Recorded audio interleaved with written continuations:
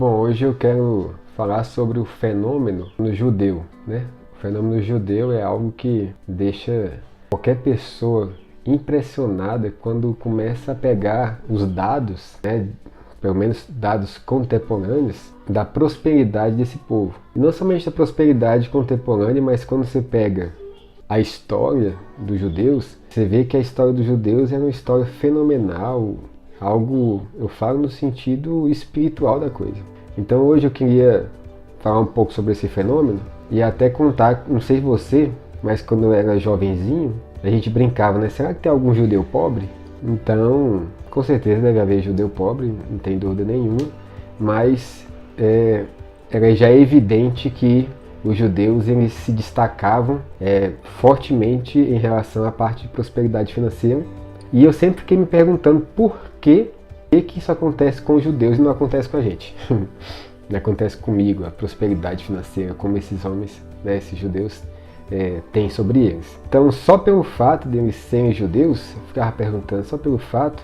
Então, comecei a buscar e achei algumas informações muito relevantes e pesquisas, né?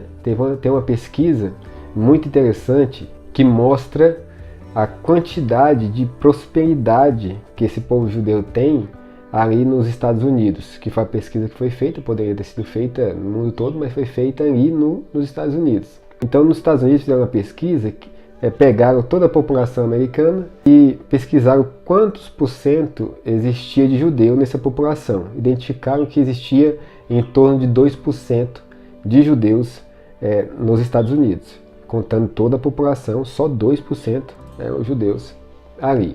Ok, guarda essa informação, que essa informação é importante. E dentre esses 2% eles se destacam assim, fora do cabo, como diz, né?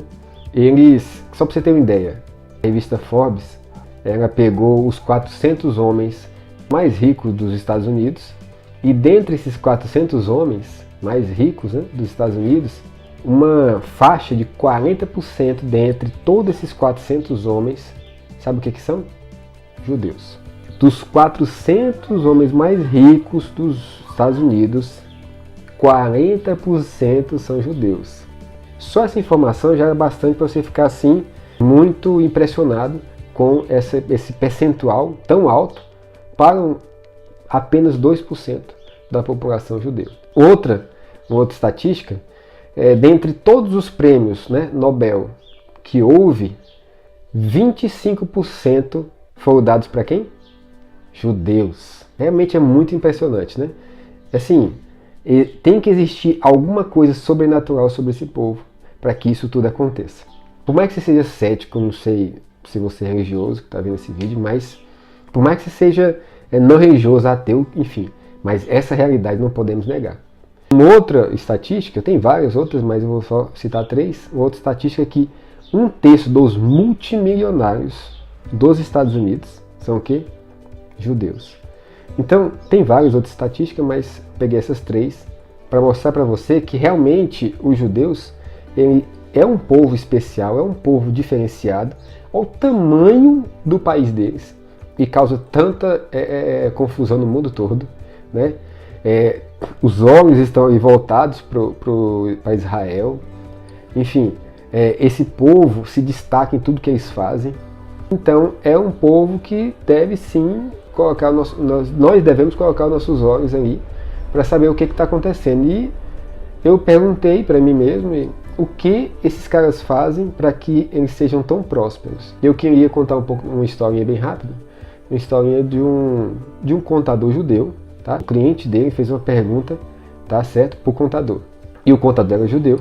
Ele perguntou se esse contador ele tinha só clientes judeus ou não. O contador respondeu, não, tenho clientes judeus, tenho clientes cristãos, enfim, tenho todo tipo de cliente.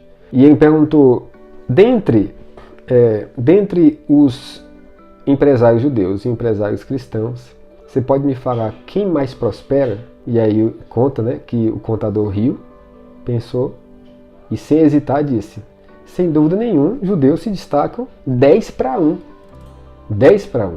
E o rapaz ficou impressionado com essa informação e perguntou para o contador o que ele achava que era o ponto decisivo, ou qual que era o motivo, né, desses empresários judeus se destacarem sempre a mais do que os empresários cristãos. E aí ele respondeu, e eu vou ler um livro que eu estou lendo, até esse aqui, Cinco Segredos, né?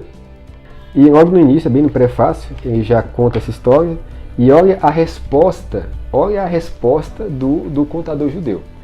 Vocês cristãos tendem a viver conforme o que está na segunda parte deste livro, no caso a Bíblia. Enquanto nós judeus vivemos normalmente de acordo com o que está escrito na primeira parte, que no caso é o Velho Testamento. Infelizmente, para os cristãos, a maioria dos princípios financeiros está na primeira parte do livro. Assim nós, judeus, cremos nesses princípios e permanecemos neles, enquanto vocês cristãos parecem ignorá-los e desconsiderá-los porque são do Antigo Testamento. Mas eu creio que a fidelidade a esses princípios é o que faz as pessoas prosperarem financeiramente. Então, realmente, os cristãos eles têm uma tendência de ignorar o Velho Testamento e os princípios que tem no Velho Testamento. E eu vou só continuar uma partezinha aqui, diz assim: na verdade, eu não compreendo totalmente as suas crenças cristãs, mas pelo que eu entendo, parece que a maioria dos cristãos tem a ideia de que podem violar os princípios básicos descritos na Bíblia e depois são perdoados por causa da graça de Deus por meio do sacrifício de Cristo.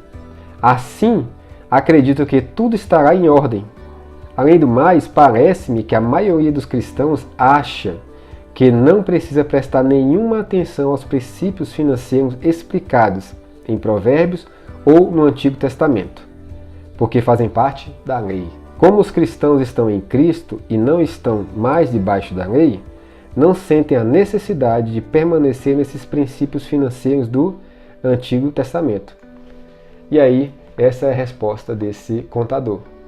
E é uma verdade, infelizmente é uma verdade. Nós cristãos, a maioria de nós, ignoramos os princípios do Velho Testamento, e esses princípios, alguns deles, são imutáveis, não mudam. Nós confundimos várias coisas que está escrito no Velho Testamento, as ordenanças, com princípios imutáveis que Deus nos abençoa por meio de cumprir esses princípios. Então, eu queria deixar para você, não vou ler agora, não vai dar tempo, mas leia depois Deuteronômio 28, 27, 28, porque 27 fala de todos os malditos, né? Maldito aquele que fizer isso, maldito aquele que fizer aquilo. Então é como uma criança. Se eu digo para uma criança, ó, não coloca o dedo naquela tomada. Se eu colocar o dedo na tomada, me afeta? Se eu sou Deus? Não, não me afeta. Afeta quem? A criança. Então são princípios imutáveis que Deus deixou para nós cumprirmos e como resultado nós temos benefício. Então se você trabalhar muito, for dedicado, o natural é o quê? Você ser abençoado. Então tem vários princípios que Deus ordenou e colocou para nós cumprirmos esses princípios e nós ignoramos. Nós estamos rejeitando todo o Velho Testamento porque nós somos cristãos e nós só valorizamos o Novo Testamento. Mas não, o nosso Deus é um Deus completo do primeiro e do segundo livro, tá certo?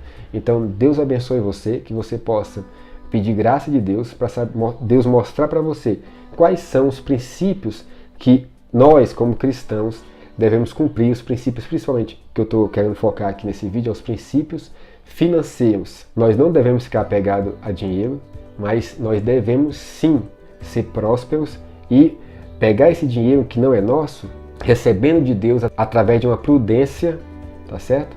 E ser abençoado por Deus e poder pegar esse dinheiro e essa prosperidade que faz parte da nossa vida e abençoar outras e outras pessoas que não têm, às vezes, os mesmos recursos que nós temos. Então observe os dois, tá?